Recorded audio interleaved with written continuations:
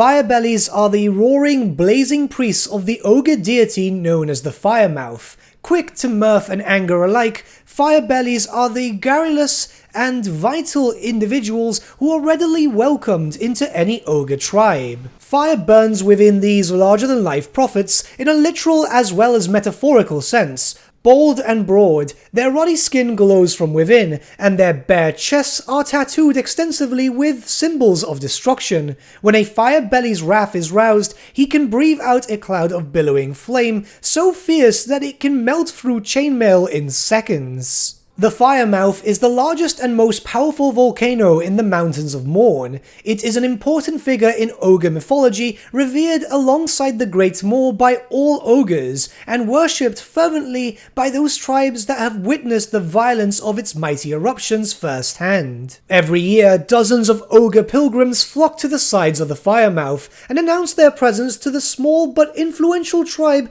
that makes its home in caves nestled into the volcano slopes. As magma courses down the sides of the Firemouth like drool from a butcher's gob, the aspirants dare to undergo the grueling Flame Trial, a mysterious ritual held by the Firebelly tribe as their volcano god rumbles in his sleep. As with all other religious occasions in the Ogre Kingdoms, this trial by fire begins and ends with the act of ingesting something. First, the hopeful ogre must gobble down an entire cauldron of flame toad and devil pepper curry, a repugnant mixture also useful for ending protracted sieges. Even as his gut burns, he must then catch one of the cart-horse-sized fire beetles that burrow through the lava streams and devour the critter in a single sitting. It is the final task, however, the deadliest of them all. Before being accepted and becoming a Firebelly, the aspirant must drink the blood of the Firemouth. The Supplicant first climbs atop the caldera of the titanic volcano. The sight of the lake of bubbling, hissing magma below is impressive enough to take the breath away, even before the sulphurous stench assails the nostrils. Many contenders flee at this point, but those with the courage to continue are slowly lowered on the thick chains inside the mouth of the volcano. The heat is such that their hair is burnt from their bodies and their eyes boil in their sockets. But the truly faithful will persevere, scooping up a skullful of roiling lava. After being hauled back up to the edge of the Firemouth, the ogre must gulp the molten rock down in a single draught. This last act is lethal, even for the most gastronomically inviolable ogre. Only those with the blessing of the volcano god can survive. The survival and subsequent initiation of a new Firebelly happens perhaps a few times every decade, and often coincides with a major outburst of flame from the Firemouth itself. This is seen as a sure signal that it is time to make war on the lands of the weak, with the size of the battles to come coinciding with the strength of the eruption. In war, the Firebellies are well equipped to aid the ogres, for the disciples of the volcano inherit supernatural powers. Firebellies bear a measure of protection against the fiercest conflagrations, can breathe out an inferno upon their foes, and can even cast and control flaming spells.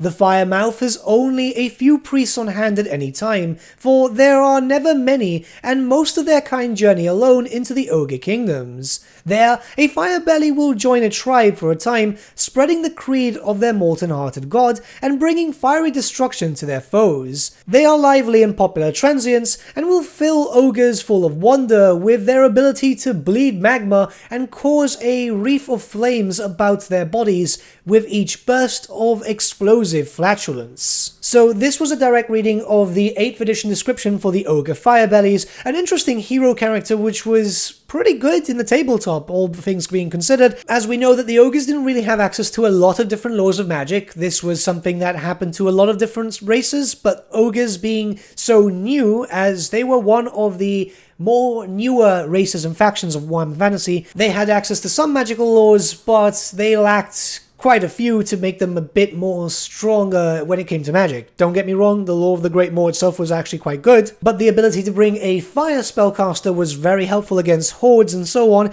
and we all know in Total War Warhammer that the lore of fire is quite popular, so this will be the only way most likely that you'll be able to have the lore of fire as the ogres, and it's likely that you're going to be making use of it, especially since we know now that fire magic is, well, it's getting boosted up quite heavily. It's going to be extremely popular, and with that, you know you're going to start using them. I wonder if they're going to get loads of special abilities and so on. I don't imagine it's going to be too long until we get the roster reveal, which will go into detail. So yeah, let's wait and see. I'm a big fan of them. I actually do have 2 of them painted myself. When I used to play ogres, I'd usually bring a Firebelly if I could, depending what my hero loadout was, but they were very useful. Sure, on the tabletop they wouldn't have access to the whole lore, but that's because they had it limited on levels, whereas here, when it comes to Total War, we're going to get the full lore, so that's going to be cool. But what do you think about the Firebellies? Are you going to use them, or are you more interested in some other lores? Let me know in the comments below, and let's start a bit of a discussion. Also, yes, it's a direct reading. I do apologize. Normally, I like to do my own scripts,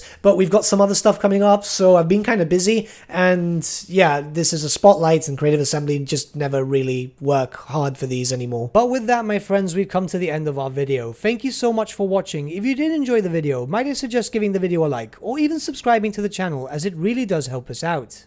In the description section below are various links to different social media platforms such as Facebook, Instagram, and Discord. Also in the description section is an affiliate link with Element Games where you could buy loads of hobby-based products, not just Warhammer, for 10 to 25% off. Making a purchase using that link and also our special code, which is also in the description, supports the channel at no extra cost to you, which we think is rather cool. A big thank you to our patrons. Your support means the world to us. It's amazing that people want to help a small channel like us grow and get to a higher level of content. A big thank you to Gibraltar LUSC, Ryan Bertsche, Andrew Prince, and Okro for subscribing to us at our Fane level. You guys are super cool. And a big thank you to Edward Yule, VS Vasan, Aaron Whitman, and Shaggy for subscribing to us at our King level. Honestly, we can't thank you all enough. And lastly, a big thank you to all of you for liking, sharing, and commenting on these videos. Honestly, it's because of you guys that the channel has been growing at such a great pace lately, so we can't thank you all enough. But with that, my friends, thank you so much for watching once again, and we shall see you all again very, very soon. Have a good day.